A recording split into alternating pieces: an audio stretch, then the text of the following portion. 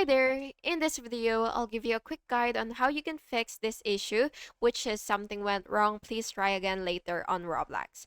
So when you encounter this issue is you will close Roblox completely.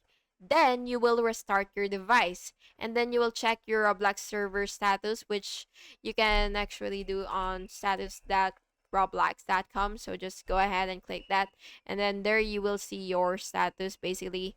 And then after that, what you will have to do is clear your Roblox cache, whether you're using your device, your phone or your PC or whatever device that you may be using.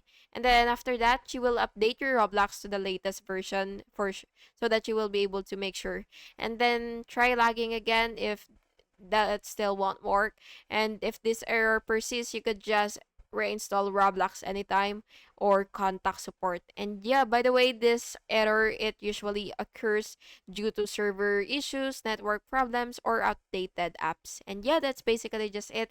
And I hope you found this video helpful. And if you did, please make sure to like and subscribe for more videos like this. Thank you and have a good day.